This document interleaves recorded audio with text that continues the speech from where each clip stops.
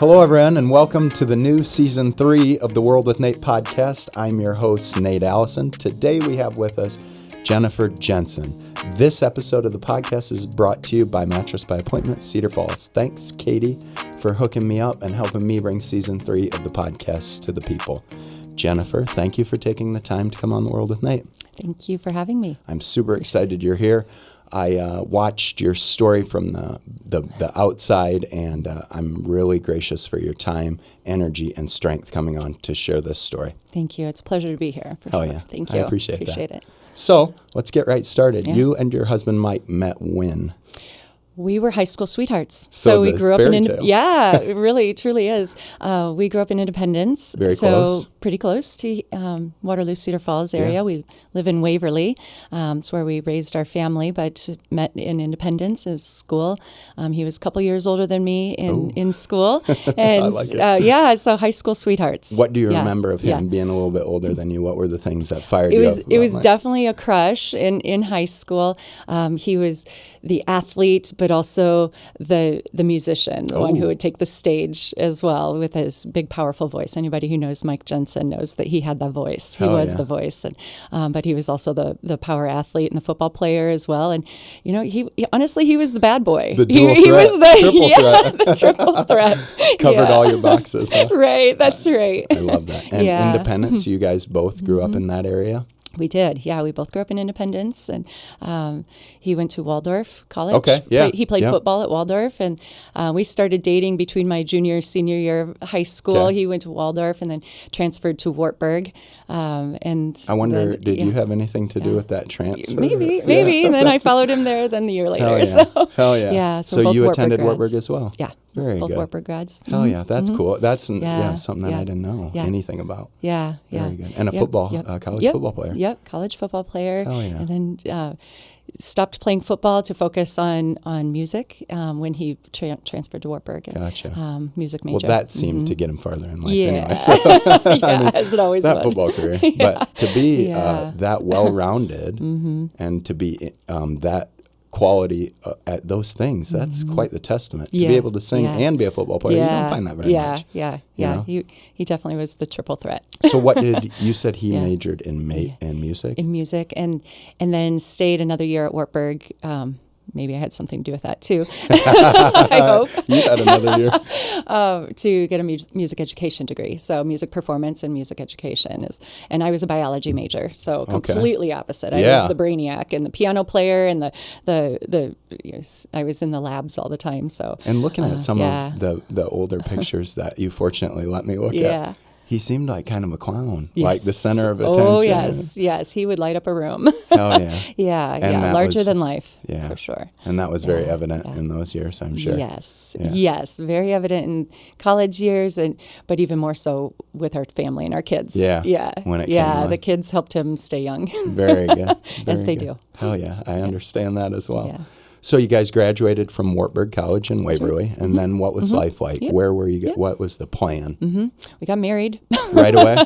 Right away. I mean, you knew it. We did. It, right? We knew. When we knew it. And actually, it was just that we never knew any different. So we grew up together. We really, truly grew up together. Now my kids are the age that we were then. When you were married. We were so young, but we weren't young then. We knew everything. I say the same thing, and it's hard to look back at that. Right, it is. But we dated all through college, and I graduated a semester early from Wartburg, and so we could get married. Because my dad was like, "You are not going to get married before you get a degree." Yeah. It's like, okay, well, I'm going to graduate early then. Hell yeah! So I graduated. So I graduated Wartburg like December 15th, 16th, and we got married December 21st. Wow, cool. So next Wednesday will be our 26th year anniversary. Congratulations. Oh, yeah. I like it. I like it. Yeah. So a week later, we had a Christmas wedding. Wow. We were a January wedding, so I know about that snow on the ground. It was cold. Yeah. But the pictures. It brings some light into your life, doesn't it? Hell yeah. It does. It really does. Sets the stage for the next year. Yeah. So then I went to grad school, so I went to I went to Palmer College, to chiropractic college, and he was a middle school, high school music teacher in Central City for many years, and then then he went back to UNI and got a master's in music. Awesome. So, Palmer is located in Davenport, in the Quad Cities. Gotcha. So you guys did a pit stop there. That's right. And then came back to Waverly after that. And then we came back to Waverly. What made you? What solidified Waverly for you? For me, it was a job working in a chiropractic clinic. So that brought you back. And he was then, once he got his master's in music, hired on staff to be a professor at Wartburg. All right. So it just seemed like a normal fit, a natural fit. We love Waverly. Hell yeah. Yeah. Hell yeah. And that early marriage life, what was that like? Oh gosh, I know it's like busy. Jesus, so long ago. Yeah, busy. Because I was in grad school. Grad school is the most stressful time. Grad school is grad school. So I don't know. And so I was cramming for finals. Yep, and exactly. Still just a bookworm. Yeah. And then we had our first baby after my first year of grad school. So while you were still in school, yep. Let's pile a baby in this. Let's do that Why too. not, right? Why not? I love it. I love it. Yeah. So she went to grad school with me for a couple years, basically. Grew up with you while you were doing that. Exactly. But you made it work. We did. We made it work. Yeah. We made it work, and it was beautiful. It was wonderful. When you look back at that, maybe in the moment, I can see how it could be trying and tough. But to get through that stuff together, that sure sets a precedence for the rest of the life, huh? And I do remember in grad school looking at my friends and being like, gosh, you know what? I don't have to worry about who I'm going home to tonight. Yeah. You have someone yes. who loves and values you. Yes. Yeah. Like, I don't have to worry about that part of my life. The relationship part, we're solid. Solid on there. I like that. You can focus on the stuff that you want. And That's matters. right. That's right. Oh, yeah. What made you choose chiropractic care? I was a pre-med major at Wartburg, Okay. Biology on a pre-med track. And I knew I wanted to be a physician, and Mike always called me Mother Nature's girl. Okay. Holistic, so it was crunchy. Very, I'm sure you've heard some of these. Yeah, right. It was just a very natural fit. A good friend of mine, we were in the computer lab one night working on papers. He's like, we were we were in the EMT program together to build our resumes and to work in emergency medicine. Very cool. And excuse me. And he's like, what are you doing after? I was like, I don't know yet. Grad school of some sort. I'm not sure. PA, med school. There's a couple options, right? Yeah, lots of options. And he's like, I looked at Palmer. He's like, it really seems like a good fit for you. Why don't you take a look? So I did, and we went to Palmer. So and that was it. And it was a natural, beautiful fit for me. And you are still doing chiropractic? Still a chiropractor here in Cedar Falls. And you still love it? Yes. Awesome. Yes. Awesome. Yeah, I attend a chiropractor as well. And that as someone who uses the service, I can fully attest to that. I think it's necessary. There's days I walk in and I look ridiculous. Right. So. It's been a beautiful profession, career for me last 20 years. Yeah. Perfect fit, like you said. Yeah, for sure. So we're talking about the beginning of your guys' relationship and how busy that is. Was there talk about what family life would look like for you guys prior to the start of the kids? Or no, we had no plans. Just started. No, we just rolled with it. Yeah. Yeah, we were not planners at all. Both of you are like that? We were almost the same person. Yeah. Wow. Yeah, to a fault. That's funny to hear that. But it worked. Yeah. You made it work. We did. We were not planners. We were not organizers. So, but we were passionate about each other and about life. Yeah. That can sure carry it on. Yeah, for sure. So you have 3 daughters. We have 3 daughters. What did that sequence look like? So Aria was the one that was born when I was in grad school. Grad and school, she's baby. She's a UNI student now. Hell yeah. Following in her dad's footsteps as a music major. Very cool. Yeah. Very cool. Yeah, vocal performance and theater major. Awesome. She's 23. And Alexandria, or Allie, also following in dad's footsteps. She's a performer as well. Very cool. They're both so comfortable on stage, which is Mike. Wow. That's not me. That's not me. We're nervous right here. Yeah, I can do one conversation, put me in front of a stage. I can't even imagine. Yeah, it's tough. But he was like, no, give me a microphone and a crowd of 500, and he was good. Loved it. And that's the older 2. They took that. Yeah, Allie is in college as a theater and dance major in Los Angeles. She she goes to Santa Monica College. So Very she's cool. in her 3rd year in Los Angeles. Yep, enjoying her time out there, living her best life. She really is. This has been a tough year, but she really is doing quite well. Yeah. Both of them are. And Naomi, or Mimi, is our baby. And she's a baby, but she's 15. Yeah. Still Once your a baby, always a baby. I'm okay with that Yeah, as well. and she's a freshman at Waverly Shell Rock High School. Gotcha. And she's a dancer. She's a dancer and a runner. So she's... What are her future aspirations? Has she spoke about it? A little bit. She is a very, very talented dancer. She would like to dance or run in college, and she's thinking veterinary medicine. Hell yeah. So, I like it. But it changes. Yeah, it changes often. Yeah, especially at that age, you know. Yeah. What's your thoughts when you're speaking with your kids and they're following that footstep? How's that make you feel? What do you think? What advice do you give them in that moment?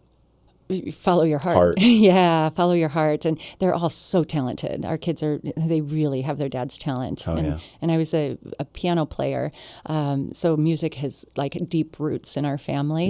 Yeah. Dancing, we say they got their dad's moves. He's not a trained dancer by any means. Yeah. But, follow their heart and develop your talents and stay true to your Midwest roots. And, hell yeah. But get out. And that's See the world. That's one thing that Mike and I never did. It was like, I said, let me get through grad school. Let me get my education in Iowa. Then we'll go wherever you want to go. Well, he had a teaching degree, and there's not reciprocity with states, so, so we ended up staying in Iowa. And if there was one thing I think Mike would agree with me is that, gosh, maybe we should have lived in a city. Like we should have tried it at least. Yeah. But we had a family very young, and we stayed here. So I'm really excited for my kids to Iowa's not going anywhere. Yeah. Go try out California. Go try New York. That is very true. Yeah. So I encourage them to. That's very good advice. We say we give them wings. Hell yeah. I like that advice. Yeah. As someone who joined the military and instantly gone, it was scary and hard, right? But looking back at it, to be able to come back and choose, this is where I want to be, of all those places, and know my why. That's right. It's very powerful. I love that. And I'm never a person who's going to say anything about this place in a bad connotation, because I know that I can go and find it if that's what I want. Exactly. But I like raising my kids here. Yes. And I love it. Yes. So, yes. Yep. I think we have a mutual feeling on that. Yeah. So, when was the diagnosis? Mike came down with seizures, right? What did that look like? And at what point was that? October of 2012. We came home. Actually, we were out riding the Harley that day. So you and him took cruises. Yeah, we went to Wartburg homecoming that day and came home that night, and he had a seizure in the middle of the night, and we were like, what the hell was that? Woke him up? Woke him up, dislocated his shoulder. Oh, wow.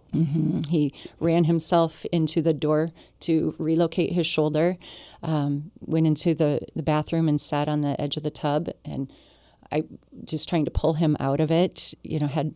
Had you ever experienced seizures or anything to that nature before? No. So this was all completely new? It was like, what's going on? What's going on? We have no idea. And at that point in time, healthy? How old? Yeah, 37 at that time. 37-year-old male. 37-year-old male. Good shape. Yep. Active. Very active. 3 jobs. Yep. Yeah. 3 kids, 3 jobs. Yeah.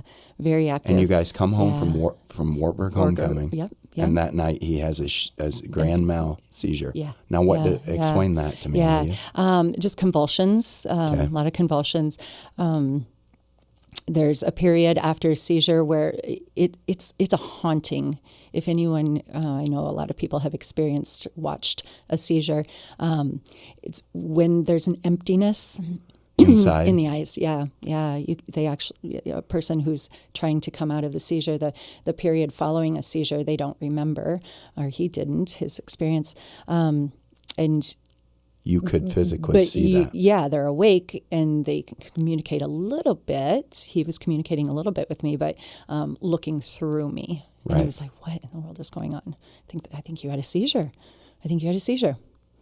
And he actually thought, oh, I'm allergic to the chili you made. That was the first thought. Oh, it's just something little or something. It was something I ate. I think I have high blood pressure. I just had a lapse, but he did not go to sleep. As his wife, night, when you see this happen, you knew it was not just chili. I did, but at the same time, trying to rationalize. Right. for sure. For sure. Like, what in the world just happened? I don't understand.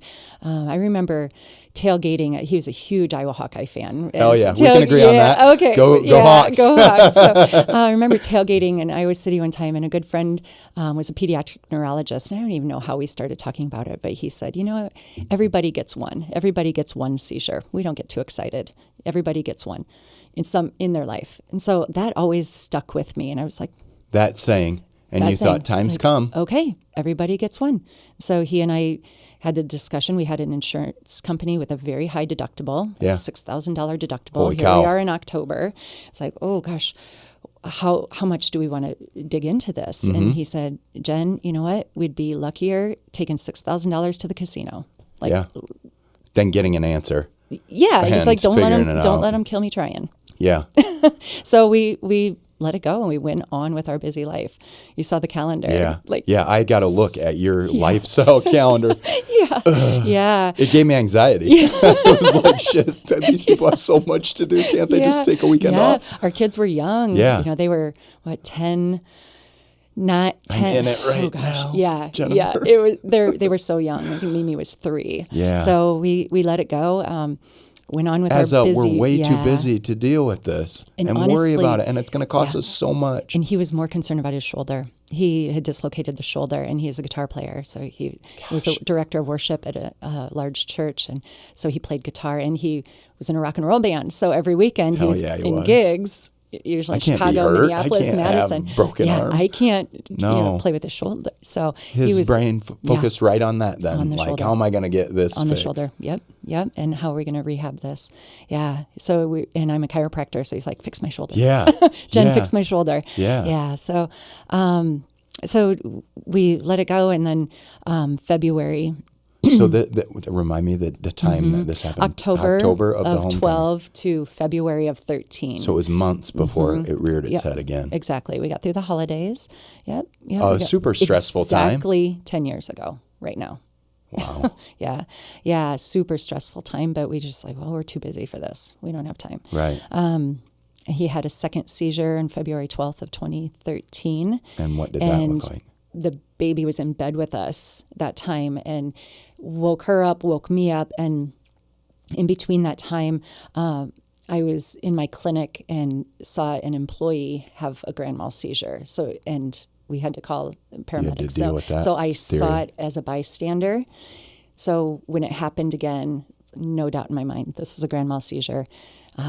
Mimi, and now you know it's the second one. Mm-hmm, now it's the second one. So now we have to figure it out. Yeah. And in that moment, it was, the 2-year-old, Daddy. Frightened. Yeah. Daddy needs some water. Go downstairs. Just get her out of the room. Yep. Go get Daddy some water.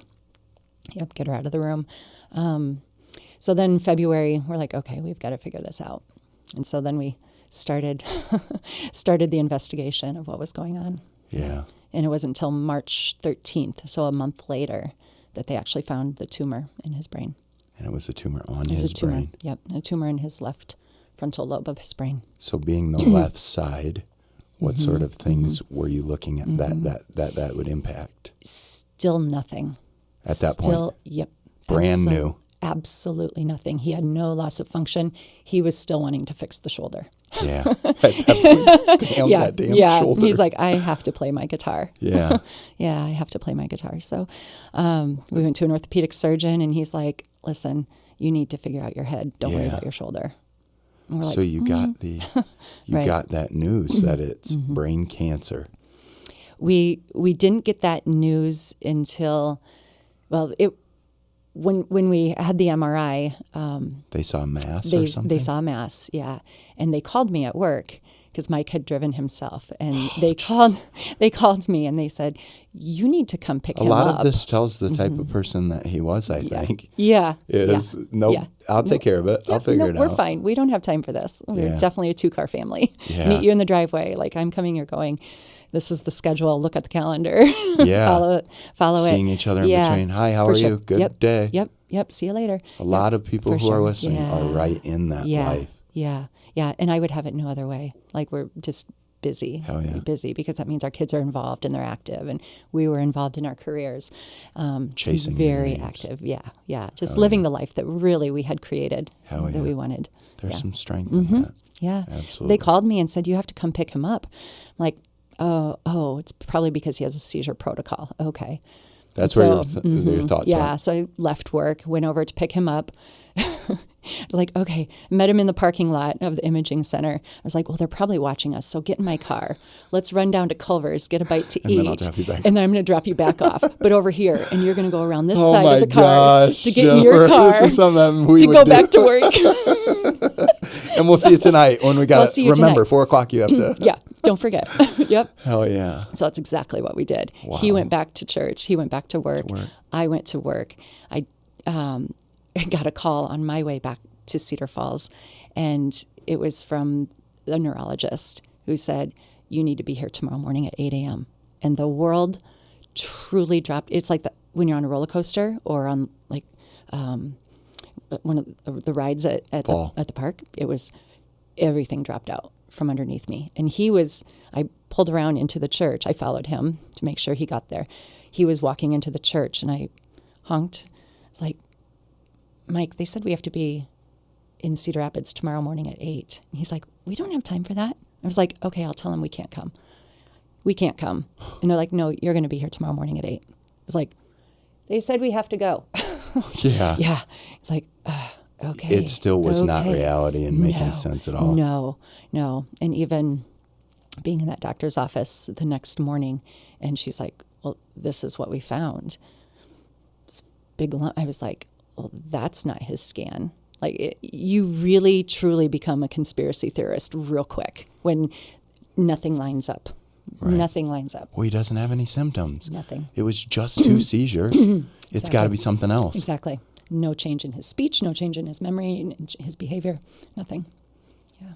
And that makes that such a difficult pill to swallow when you're staring that in the face. Exactly. And that night we had to go back for a variety show for our kid. So we're like, and she, the surgeon, bless her heart, said, well, we don't know if it's cancer or not, but it has to come out. At that point, that mass. Yeah, the mass has to come out. So they put you in a room to watch a 5-minute video on brain surgery. Right. When we're talking about something that is just what? We don't want to do that. mind-opening, you get told that. Yeah. To even digest that. Right. Yeah. I can't imagine. Yeah. It was feelings of anger, confusion. This isn't real. They've made a mistake. And I'm a researcher, so I will dig to the bottom of everything. It's like, well, we're going to call Johns Hopkins. Like, we're going to call Mayo. We're going to call Iowa City. So I interviewed surgeons all over the country. And we ended up actually going back to Cedar Rapids. Wow. That's where you found. She was the best fit for us. Yeah. But we also said, Mike said, can you give me a month? Let me try and fix it on my own. Wow. And she's like, okay, you can have a month, but that's it. Dang. Yeah. And so then he was in brain surgery May 3rd of that year. So we actually took 2 months. And during that time, what did that 2 months look like? What was Mike doing? He was determined to, we did blue laser therapy. We did, oh my goodness, he did so much like nutritional therapy. We did everything. So like what sort of things in the nutrition department?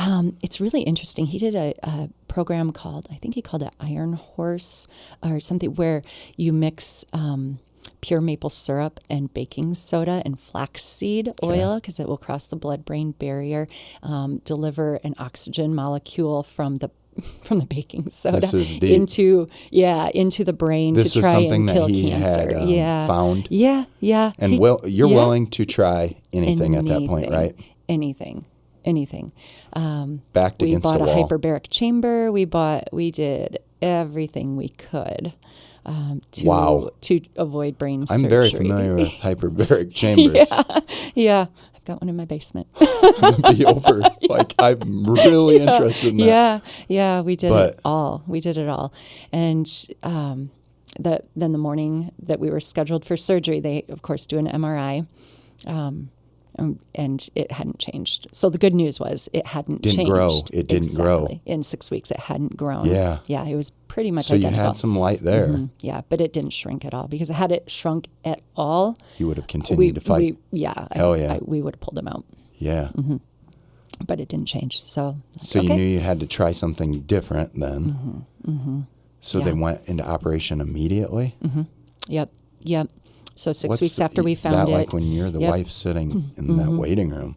And Mike had only ever had his tonsils out as a child. So, When you say he smashes his shoulder into the wall to get it back in place, I think I have a good understanding of the type of man he was. Okay, He's not going to the doctor, period. Right. Exactly. Yeah. Exactly. The night before the surgery, he and I had moments at the hotel. I bought him a cross necklace, which if you see pictures of Mike, you always see him with that necklace on. And the morning of, I'm like, I can't drive you there. So Because it was so difficult? Like, how do you take your husband in for brain surgery? And, but he was so brave. We had really great friends the week before. We got together in Madison. Very cool. All the band brothers and families, we all got together. They all shaved their heads with Mike. Hell yeah. Camaraderie. He's not doing it alone. That's right. No That's way. right. So my brother-in-law even gave himself a mohawk. So The strength of people. That's right. Hell yeah. So we had a large community of faith followers, but just of our beautiful friends and family that were there to help support us. Yeah. And Mike was, they're prepping him for surgery, and it's like, well, we're playing some music, and he's a contemporary Christian artist. He's a songwriter. So we played music, and of course he was everybody's favorite at the hospital, because here he is like, okay, well, going in for the big one. Wow. Going in for the big one, but we're not going to be able to stay that light in such a soul-crushing moment. Yeah. That's the memory that we are honoring. Yeah. And he did say to the anesthesiologist coming in, like, hey, I'm a singer, so if you could be careful with the vocals. Yeah. Be careful with the vocals. Constant mess around. I am a singer. Like, don't mess this up. Hell yeah. And she was like, okay, I got that. I got it. Yeah. Yeah. So, but before the surgery, we didn't know how he would come out of surgery. Like if there would be implications as far as walking, anything. Speech, Right. appetite, memory. Yeah. So he could come out and not know you. Yep. Not know. So we did a series. He and I would stay up late at night, and we did a series of interviews. And he's like, write down all of my things so that in case I can't remember when I come out of surgery, you can remind me. Yeah. So what is your favorite restaurant? What is your favorite salad dressing? What is your favorite food? What is your favorite artist? Where do we live? All of the things. Everything. He's like, in case I have to relearn who I am. Wow. Mm-hmm. And the willingness to, it doesn't matter if I lose it, I'm going to get it back. I'm going to get it back. Yeah. Wow. Yeah. And all of his music, that which is, he's written hundreds of songs, so many albums, which would also serve as a good reminder. But so much music that he would just sit down and write, and we never recorded.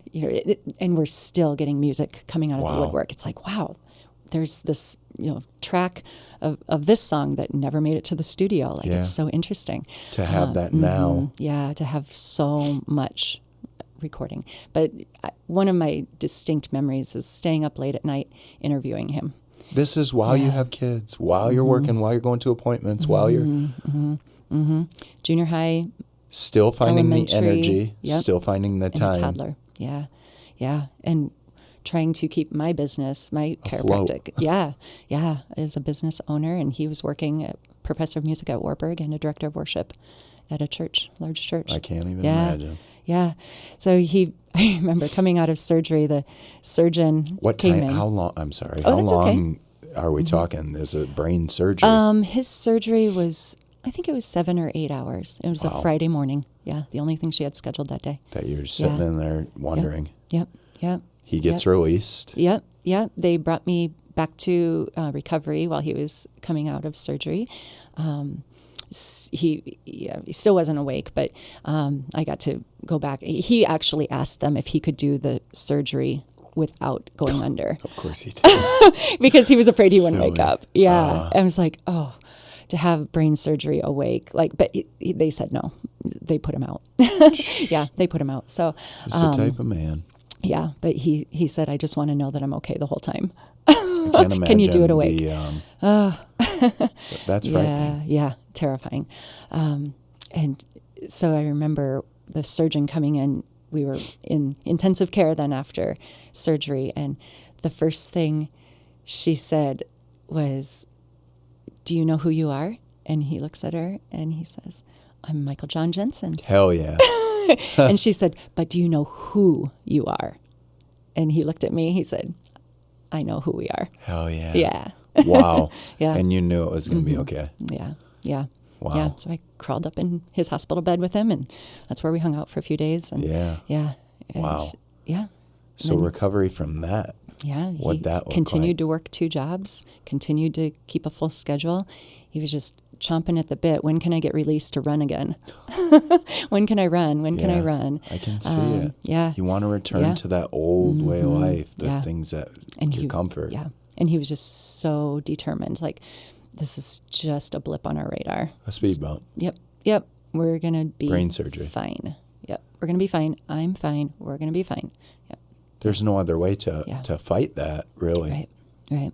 And she told me coming, in recovery, she said we had a pathologist in the operating room with us. He looked at a frozen slice, and it's a grade 2. You guys should be good. You should be good. So they thought at that point in time, we got it. It's done. It's good. Yep. You guys should be good to go. Yeah, you should be good to go. We went back a few weeks later to get his stitches out, and it was almost symbolic. I could tell. You can tell when you walk into a doctor's office, and for any listeners who have had these moments, like, you just can feel people treating you differently when you can feel, or I can feel the energy. People aren't quite looking you in the eye. It's like there's something wrong. Nobody is happy around you when you know you're getting bad news. And you know when you're getting good news too, because then people are happy. So demeanor changes, and patients can read that. Yeah. I did anyway. I don't know if Mike did. I was probably more observant. Yeah. He was usually listening to music and praying, and I'm watching everybody else. Watching out for him. Yeah. So you saw the demeanor low. Yeah. Felt the energy. We felt it. I know exactly what you're saying. Mm-hmm, yeah. And we went in, and she's pulling in. He's like, "So we're good then, right? And we're just going to get these stitches out." And she pulled one, and it was a bleeder, and it ran down his face. And she stopped and looked at him, and she's like, "Well, actually, pathology came back from Iowa City, and it's a little worse than we thought. Not only is it not a grade 2, it's a grade 3, but it's a gymnostocytic anaplastic astrocytoma. So it's a 3.5 on a 4 scale. Right. So we went from 1 and 2, no treatment, brain surgery, got it out, to 3.5. 3.5 out of 4. Out of 4. Yeah. 4 is no way out. Right. And we're like, instantaneous. I don't even know what that means, gymnostocytic. She's like, well, it's just how bizarre the cells are looking. They're just a little more aggressive than what a normal grade 3 would be.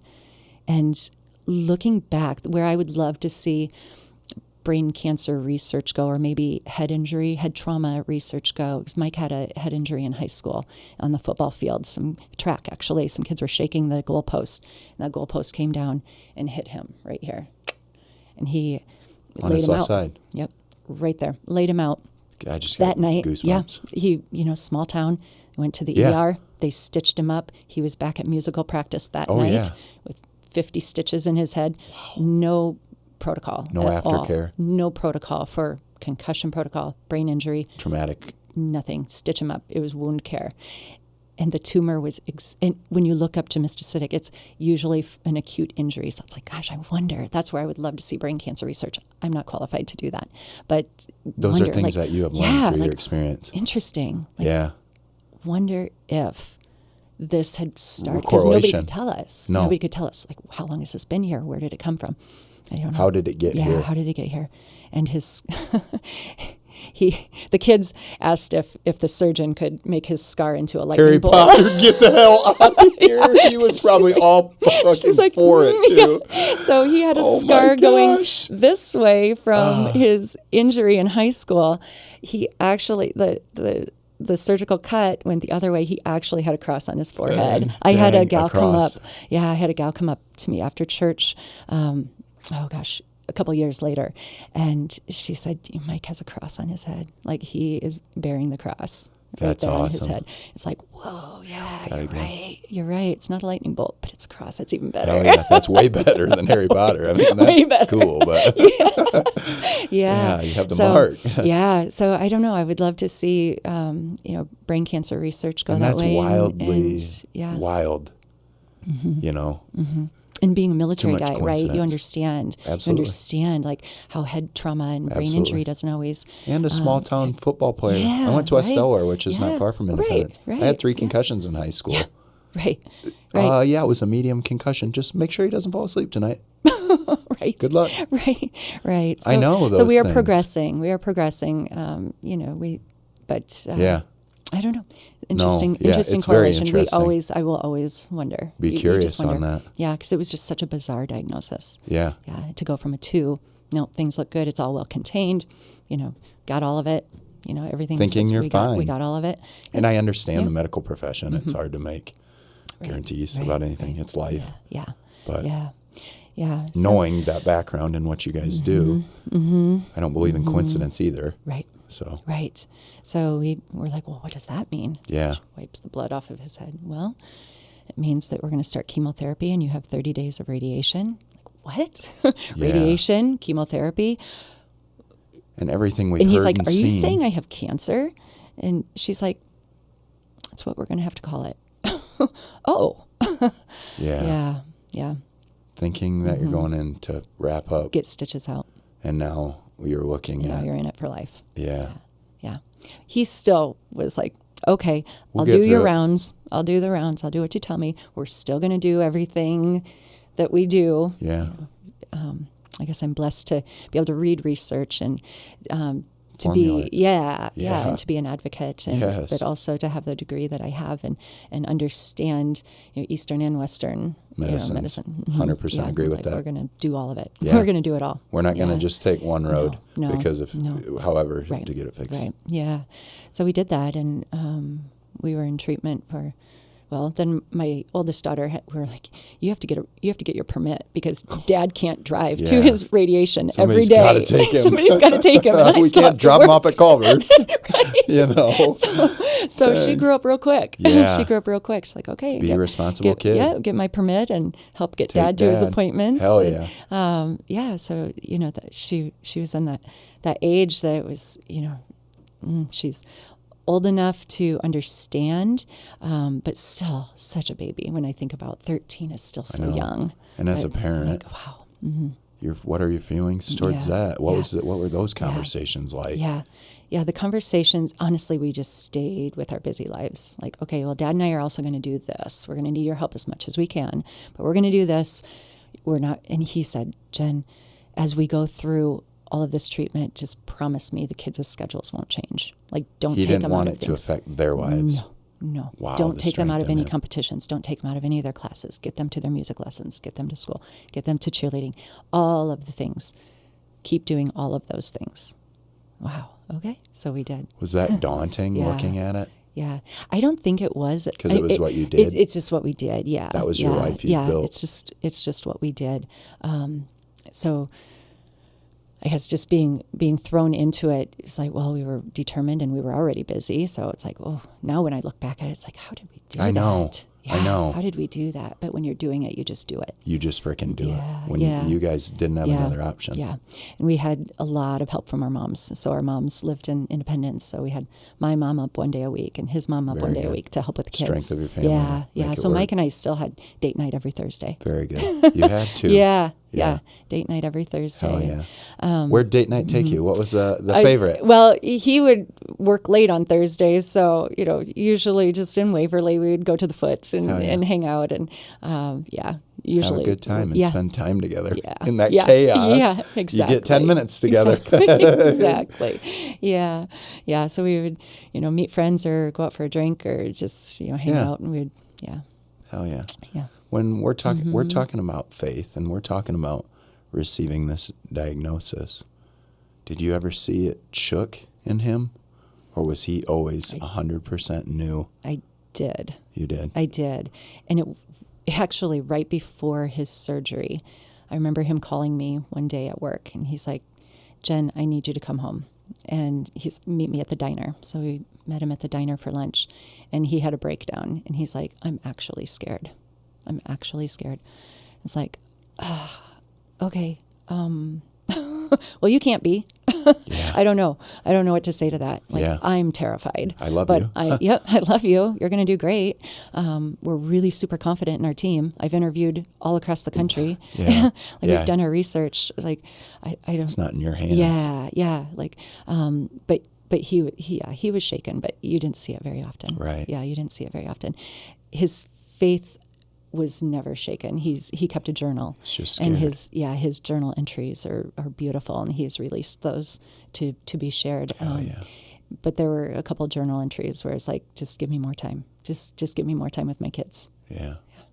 That's the hardest part. Yeah, I'm sure. Yeah, for any I can't parent, imagine right? any parent who's looking at that. And you wake up one day in your 30s and all of a sudden you don't know what your future looks like. That's right. It's also a testament to his strength in living in the moment and making sure he's doing and wants to be remembered how he wants to be remembered. Right. By his kids, mostly. Yeah. Which is all that matters. That was the priority. Yeah. Right? Yeah. The kids were They're always still the priority. doing what they need to do, and they see Dad strong doing what he needs to do. Exactly. Yeah. Real testament to the type of person that he was. Yeah. Yeah. So we did the treatments. We did the treatments Chemo, for chemo and radiation. Yep. He did chemo for a year. Side effects? How was that for him? Well, yeah, he got sick. There was, and you can see the video when he first lost his hair. He was determined to not lose his hair. As a lot of cancer because he had long, patients. flowing locks, too. Gorgeous dude. He's known Beautiful for his voice and his hair. Yeah. He was determined to not lose his hair. And I was at a conference, a chiropractic conference in Dallas, and I was a speaker there for the weekend, and he called, and he's like, I have to sing I'm Tired tomorrow in church. Exhausted. And he's like, Jen, my hair started falling out today. He's like, I don't know if I can do it. It's like, I'm on my way home. Because you knew how. Yep.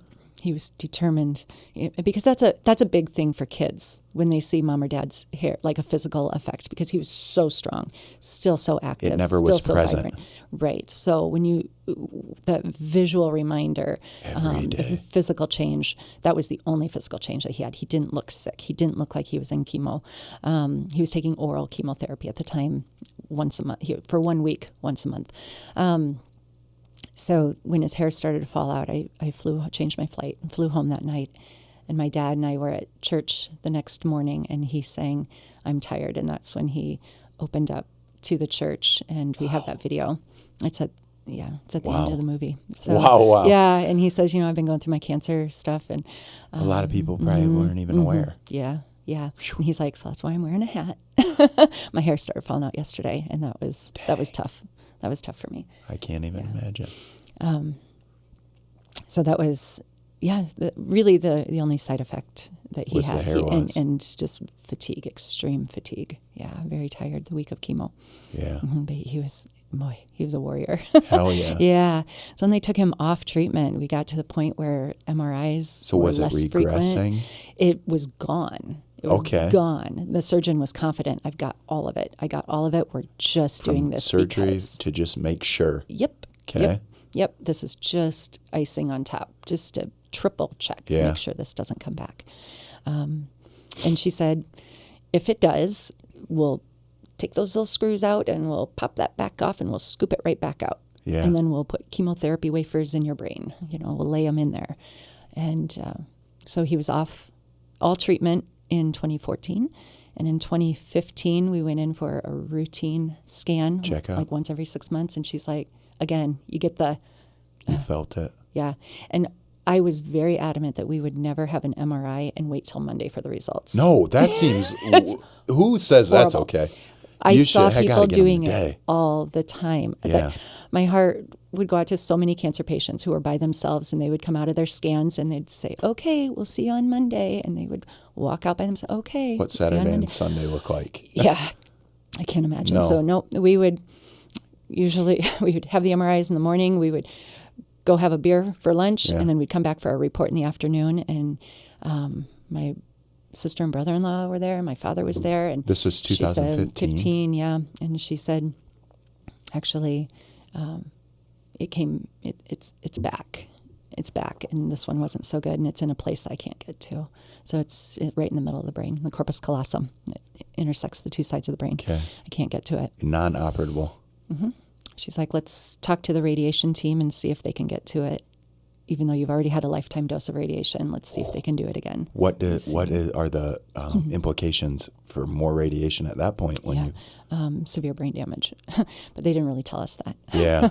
It was just how much radiation can you take? So that's when I reached out to Cleveland Clinic, which is Center for Brain. Okay. So they are the subject matter experts per se? Yes. Found a surgeon who is doing a robotic surgery, basically microwaving inoperable brain tumors. And has had success. Yes. He's a Harvard researcher. Sent him the MRIs. I said, okay. The radiation team said, yeah, we can get to this with a different type, basically radiosurgery, tomotherapy. And I said, just give us a minute. Let's see if we can get to Cleveland Clinic, because we'll have this guy do this tomorrow, if he will. And he had like 2 millimeters spread to a region that he couldn't disqualified him for that for the microwave robotic surgery. Right. Yeah, where they stick a stylus into the deepest part of the brain and then cook it basically with Inside. Very little side effect. It's a beautiful surgery. Yeah. Very up and coming. I hope. For the future of medicine. Yeah. But wow. But he did not qualify for it based on the parameters of what he had going on. Yeah. So we're like, okay. So we did. That left you with the option. So we did the second round of radiation, but instead of a quick zap of radiation every day for 30 days, you're under the gun for 30 minutes. Wow. 3 times. So instead of Tuesday, Thursday, Tuesday, we delayed it, waiting to hear from Cleveland Clinic. We did Thursday, Tuesday, Thursday. That was it. Yeah. Yeah. And that was the last of the radiation treatment at that point? Yeah. And then chemotherapy continued. Yeah. So so the chemotherapy, that's inner vein? That, I don't recall when that started. I think that started probably sometime in 2016, probably a year after. I think he continued with the oral chemotherapy until we went to Mayo Clinic for another opinion.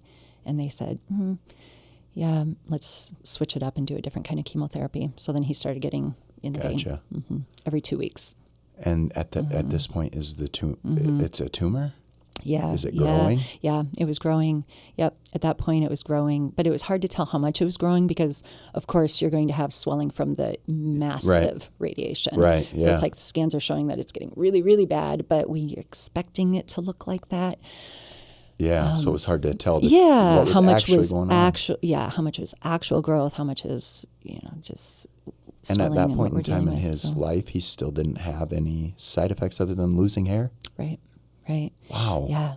In 2015, then we were getting ready to go take my daughter on a cruise. Okay. So we told the kids, for your Sweet 16, we're not doing a party, but Dad and I want to take you and one friend on a cruise. Yeah. So it was Aria's turn for her Sweet 16 cruise. And I remember being at a conference with him in Des Moines, and he had loss of bladder for the first time. Function? And he was mortified. We were going out for dinner, and he didn't make it to the bathroom. And that was one of those moments I can't where imagine. it was like, oh, something is really, there's the first loss of function. And as a chiropractor, I know like there's something neurological severely going on if you have loss of bowel or bladder. And he had loss of bladder. And that was just, he was embarrassed. I can't imagine. He was embarrassed. It was just he and I. Yeah. But he was still, I was like, okay, stay in the car. I'm running into Shields to get you some shorts because you need them for the trip this weekend anyway. Yeah. And got him some shorts, and he changed in the car, and he's like, let's just go back to the hotel. Just I need how to that lay would down. make you feel inside as a man. Yeah, exactly. Even to your wife. I mean. Exactly. Yeah, it was devastating. And I was just. And then you're inside your brain. Okay, now this is happening. Why is this happening? Yeah. So I called the the radiation oncologist the next day and said, listen, we're going on a cruise this weekend, like to the Caribbean. I don't want to get stuck, like if something is severely wrong. And he's like, okay, Mike has not taken the steroid because he didn't like how it made the voice feel. So he's like, he needs to take the steroid for the swelling. And it was just swelling in his brain from the radiation. So had affected. Yeah. So he started the steroid. Didn't want to take the steroid. He did not want to take the steroids. Because of all the side effects. And Yeah, because they were drying out his voice, and they are known to cause rage. Depicted in the movie as well. Like, Mike, if you don't take your steroids, your brain will swell.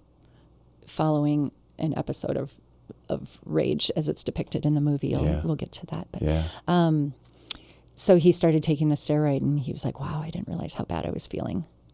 It had made him feel better? So much better. Yeah. Wow. Almost instantly. So, he didn't know the fight he was having to put in every day until it was lifted. Right. Wow. Right. Jeez. But then those side effects are cumulative. Yeah. And so then things kind Escalate. of got worse from there. But we did the cruise. Yeah, you saw the pictures. We I did saw the cruise. the pictures, and it was awesome.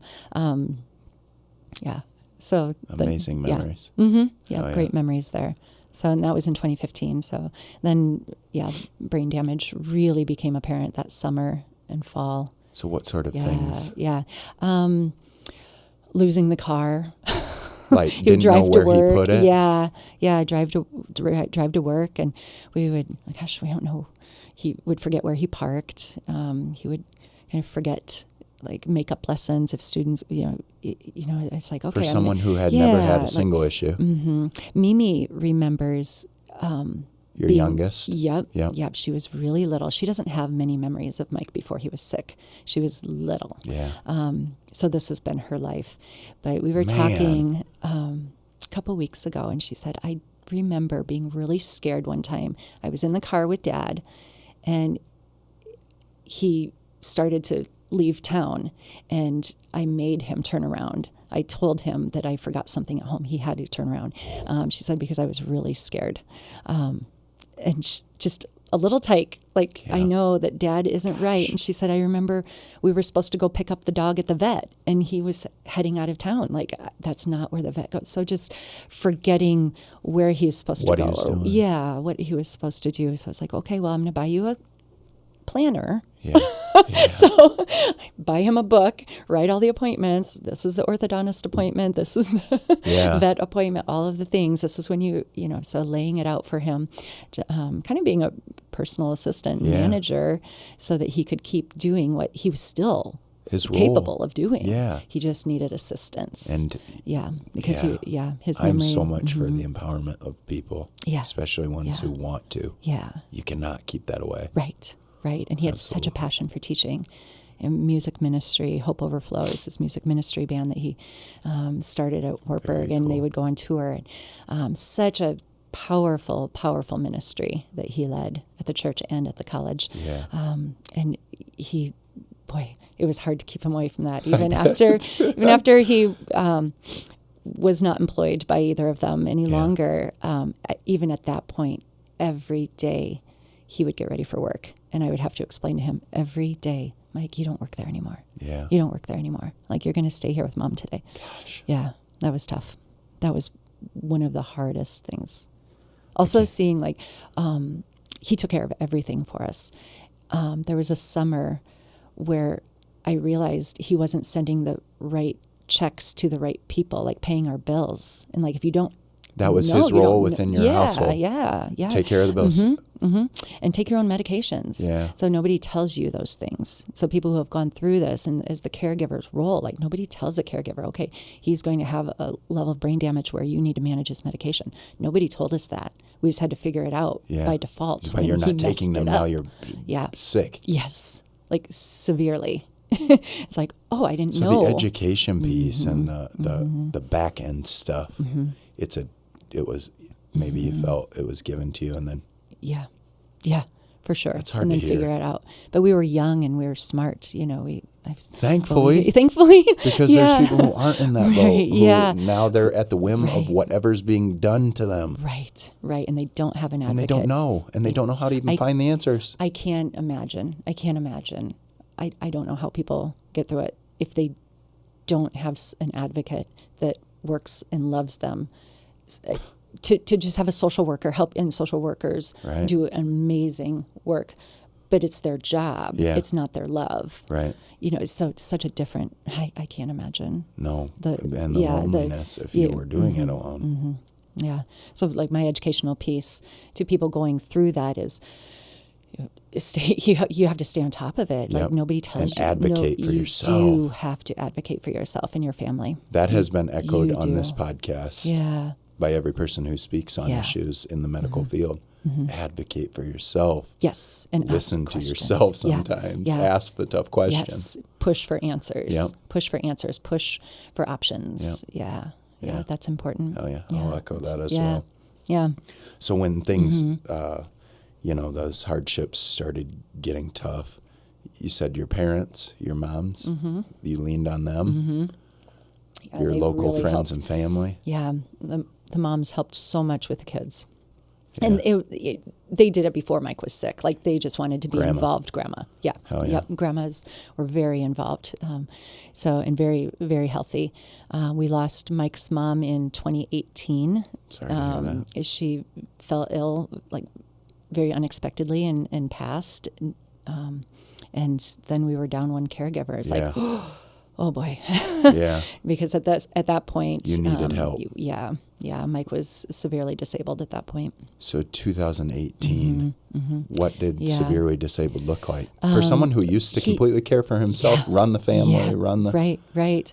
Run Now the family, those responsibilities are shifted to you. Meanwhile, caregiver. caring for him, caring for the children, caring for the house, caring for my job in my clinic, and caring for my husband, who is now No longer can care for himself. because he had a couple strokes in there, so he had lost function of one side, so it was his motion and mobility was very complicated. He had no bowel or bladder control. He had difficulty speaking. We did a lot of music therapy because he could still sing. Oh, yeah. Hell yeah, he could. So it's like when you can't speak, you sing. Yeah. So music therapy is amazing. Just tried whatever. Yeah. And of course, the music therapist was one of his past students Wow. who was just gifting back to him. Wow. That's beautiful. That came full circle. Yes. Yeah. That full circle moment. For sure. But he essentially was a toddler at this point. It had went backwards so fast. Over the course of 3 years, yes. Yeah, it was a slow bleed, honestly. It seemed like a lifetime. I can't like imagine. every day, yeah. Meanwhile, the husband and wife dynamic. Yeah. That's hard. When you're, Yeah. I can't speak to it, but I can imagine. I can speak to it, and my advice that I give my children and the public is love your person for where they're at. You can't expect the same role and relationship of your spouse 20 years after you marry them, because they're hopefully, if you've lived your life, you are a different person 20 years later. So don't expect the same things from them that you did when you were dating in high school. It's very evident with your parent-child relationship. You don't treat your 16-year-old the same way you did when they were 3. Absolutely. You treat them different. You have different roles and responsibilities in their life. Mm-hmm. And the same thing, I believe, is true with a spousal relationship, that you have to love your person where they're at. So hopefully that's thriving and growing and loving and everything that you plan. But then there are times when that's not the case. And that was the tragedy that we lived. So we had to learn to love him doing a puzzle, not leading a band in a bar in Madison on Saturday night and then leading worship on Sunday. And so our roles for each other changed, but our love deepened as well. Is that true love. And when we needed extra help, the best advice the state could give me is divorce him. Because you're never going to be able to get the level of care being a community spouse and having a job if you stay married. Because, oh man, that's fucking sick. That's the best advice they could give me is sign the papers. It doesn't have to change anything. Sign the papers, get a divorce, because that's going to be the easiest way for you to navigate this storm that's coming your way. Why didn't you do which it? is managed care. Because I'm like, I'm smart. I think I can figure it out. I can hire the right people. I can figure out how to make this work. I can figure out how to make it work. And he's your husband. You freaking love him. And not divorce him Yeah. out of principle, because it'll be easier Yeah. to get assistance. That's So deep. I'm like, no, I'm like, take that off the table. I'm not even going to consider it. But he heard that. So for 2 I know the years, type of every dude time he I is. saw him, he would say, "You going to divorce me? You going to divorce me?" And that was haunting him. It's like, no, babe, no. Like, we're in this together. No, we're going to figure it out. We're going to figure it out. And we did. We figured it out. absolutely It was a did. fight. It was a fight, but not easy. Not easy to be able to still have a job, raise a family, stay in your house, and be able to have the assistance that we needed Yeah. for his level of care that he required. So it was tough, and that's disheartening. But I know people are told that all the time. It's easiest if you just sign the papers and get a divorce, because if he has nothing, then he can have everything. I know. It's like, well, we're not going to do that. But so we figured it out. Fuck We yeah. did, yeah. So that was. But as we transitioned into that part of our life, it was true, and I learned a lot from my middle child, Allie, who at that point was in high school, and she was so beautiful to be able to. She would not. Well, there were moments of anger for all of us and sadness and grief. But okay, Dad, you want to do a puzzle? We're doing a puzzle. Let's do a puzzle. You want to color? Let's color. You want to watch a cartoon? Let's watch a cartoon. Like, so I watched her. It's like, oh, okay. Just So we being with. can have moments.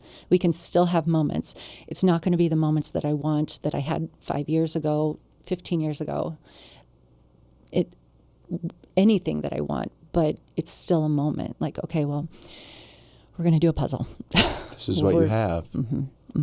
Yeah. Wow. Okay, I'll play the piano for you. If you want to sit down here and sing, okay. I want you to write a song. I want you to write another album. But you can't have that. You have to love your person where they're at and fill the role that sometimes you're given. Not the one that you choose. Absolutely. You have done a marvelous job of that. Thank you. Are you comfortable speaking with the end of his life? I am. Well, our movie, This Day Forward, Yes. Depicts a lot. It's a true story that was written, and it depicts a lot of what we just talked about in a cinematic way, and it was very beautifully written, very beautifully portrayed. A lot of the references that I made can be found at thisdayforwardmovie.com. Thisdayforwardmovie.com. Yeah, and you can rent or buy the movie there. I will post it online for people. And you can, that clip that I told you about Mike. Yep. Not to be a spoiler. No, we don't want to spoil that one. We don't want to Watch spoil that. all the way through the Hell credits. yeah, absolutely. You'll get a Okay, treat there. sounds good. Yeah. So stay for the credits. But Stay this for is, the credits. Nate, I'm so glad you asked me about talking about the end. Yeah. Is it That's the end? hard. Is it the beginning? This is the first time, and thank you for your time and your consideration Absolutely. asking me, because Absolutely. For people who don't know, our listeners and viewers, like Mike passed September 30th, so it's still fresh. This year. And this is the first time I've been able to speak. I appreciate you having the strength. Yeah, thank you. I appreciated the snow yesterday. Do you know why? Because I feel like I've been so stuck in September. Like time It's stopped. Time stopped for us. And it's like, This is new. How is Christmas here already? I feel like it's still September. Yeah. Because it was, again, such one of those moments that you always wonder how it's going to play out. Like in 10 years of fighting this, the challenges that we've had with our faith, that I've had with my faith. Mike never had challenge. He was angry and sad. He was never challenged like I was with faith. My challenge with faith came with how much responsibility and trust. Where's that balance? Because I was having people say, just pray, trust. And that's, the movie says, you know what, you can't pray away your problems. Because our movie doesn't get wrapped up in a bow at the end. Right. It's not a Lionsgate where everything turns out wonderful and the miracle healing happens. Right. Because that wasn't true for us. Thank God it is true for a lot of people. But more than not, it's not. Right. it didn't turn out that way for us. There wasn't a happy ending. Mike died, seems like last week. September 30th of this year, he died. We couldn't pray it away. You can't pray away that problem. We tried, and it's not because my character was flawed or because I didn't have enough faith. It's because we were living a very human condition. Yes, very much. Yeah, So. a very human condition. And he died. He passed. And 2 weeks ago, we were at state dance competition in Des Moines, and I had a random meeting with an old high school teacher and music director for the musical, and she said, she's like, bless her heart, I'm so thankful. She shook me a little bit. She said, I'm so glad you guys got your fairy tale ending. And she's like, I'm so sorry you're going through what you're going through right now. I'm so glad. She said, I saw it at the beginning. You two on stage during Grease in high school. Wow. Like, I saw the beginning of it. I'm so glad you got your fairy tale ending. It's like, yeah, Virginia, but it came 30 years too early. But we did. Like, Mike's favorite movie was The Notebook. And so those last 2 weeks in September, I was staying with him, and I would sleep in his hospital bed with him, and his breathing was changing. And what started it, I got a call that he had 12 grand mal seizures. He had 12 grand mal seizures in one day. We don't let our pets do that. It's so inhumane to see somebody have 12 grand mal seizures in a day. And then we got some more medications on board. Hospice was there. They were amazing. We got it down from 12 to 7 the next day to 5 the next day. Well, this time Mike was unable to speak, but he was still communicating. Still there. I was like, okay, we're going to blink once for a yes and close your eyes for a no. So we were, for a good 10 days, we were communicating with blinks. And I stayed with him and just slept in the bed and with him, and thought we would have a notebook moment that, okay, he's going to pass. He's going to pass. I'm going to wake up. He's going to wait till I'm asleep, and he's going to go, and I'll wake up and he'll be gone. And we had our, not in that way, we had our notebook moment, the 2 weeks of this decline, this very rapid decline. The last 2 weeks of September this year, we had the nurses. I had my best friend there who was also a nurse, and I was like, you guys, something feels really weird. Like, can you check his vitals? And nurse checked his vitals and threw out she's like, well, this is weird. And threw out he was not unresponsive at that point for about 2 days, and threw out a vital. And my friend said, no, that's not right. Check something else. And I was at the end of the bed, and I jumped up over the bed, crawled up on top of him. I was like, Mike, Mike, Mike, Mike, Mike. And he opened his eyes, looked at me. I kissed him, and he breathed his last breath into my mouth and died. And that was our notebook moment. And it was like, and the nurse said, oh, let me check again. And I was like, you don't have to. You don't have to. I can tell. He just breathed his last breath into my kiss. And so it was our fairy tale ending. It was our notebook moment in a very different way. Tragic. Because he's 49 years old. 49. 49. Yeah. Definitely gone too soon. 49. Gone too soon. And then we stayed with him for 4 hours and had some rum and Coke. poured a little whiskey in his mouth, and it's like, okay. Mm-hmm. So that was our September 30th, 12:09, just after midnight. Thank you for having the strength to share that. I'm grateful I have the space. Everybody love everybody. It's the life motto that lives on. Mike adopted everybody love everybody as his life motto, even through his treatments. And how beautiful that it wasn't so preachy to be Jesus loves everybody. It was everybody love everybody, because we have a responsibility, and he knew that. And we have such a responsibility in our communities and our families and our homes and worldwide to just love everybody, just raise the frequency to love Yeah. 100% on board with see that. what can happen. Yeah, see where we can go. And see where we can go from there. Yeah. Like, lay down your baggage, lay down your armor. Like, everybody love everybody, and our responsibility is that. And that was Mike's motto.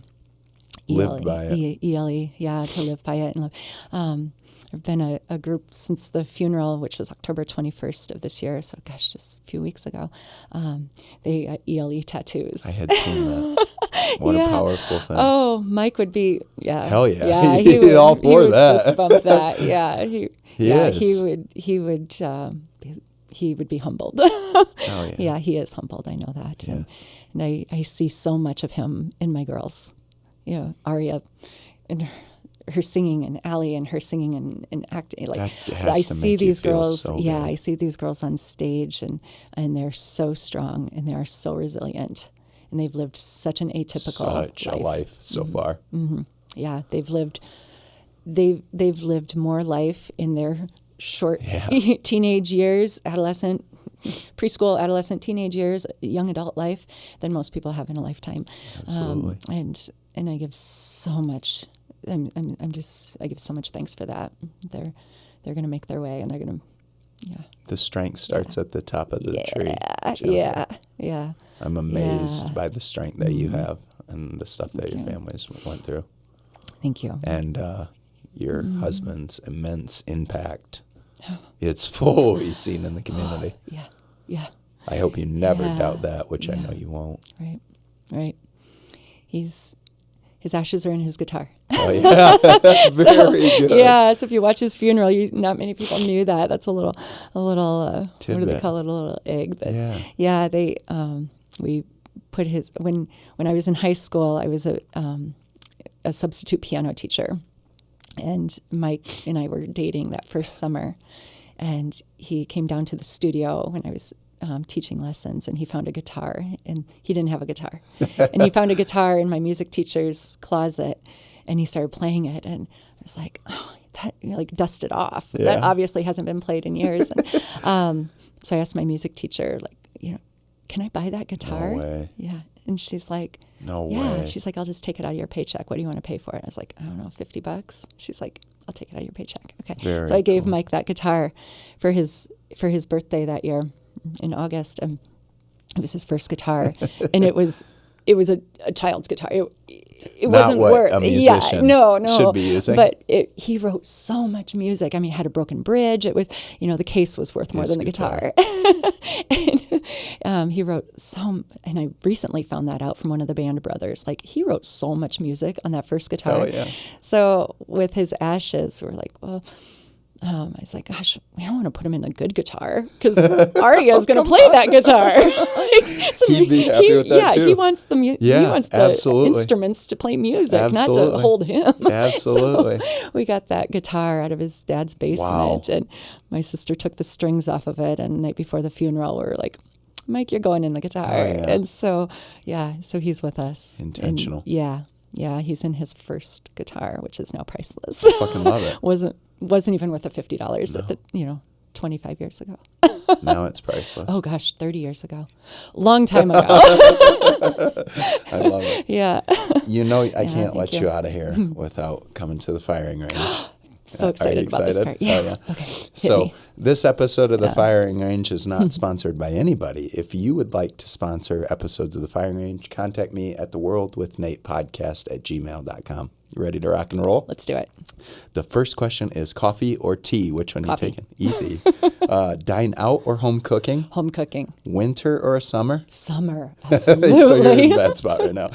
Banana or banana bread? Banana bread. Mornings or nighttime? Oh, night owl. Oh, are through you? And through. That's through and through. surprising. That's why I was late this morning. Okay.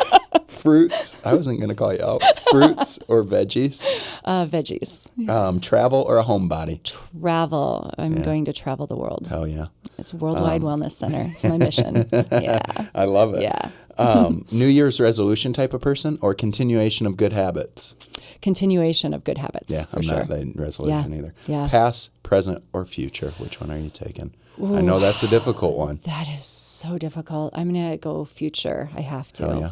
I love it. have to. I love where you're at. That's contemplative for me, though. No, But yeah, I'm sure it is. The future will be better. Reaction is Absolutely. future, and it's for my kids. Hell yeah. Yeah. I love it. Well, Yeah. thank you for having your time. Thank you for gracing us with your amazing story of strength. Nate, thank you so much. appreciate This it. has been. I dreamt about this last night, and we had a blast. Hell yeah. And we Well, did. I hope you We had a good time. did. We did. It was very, some of the moments were tough. It's raw. It's Yeah. raw. I'm truly transparent, And I appreciate that. Yeah. Because life's not easy. It's not easy. And for the non-planners who things like turned out exactly how we wanted it until they didn't. And they really didn't. But then, to be able to have faith and community and family. Make it through. So thank you. Oh, yeah. Thank I you for appreciate helping your time. spread the message. Hell yeah. I appreciate Have a good you. day. Thank you.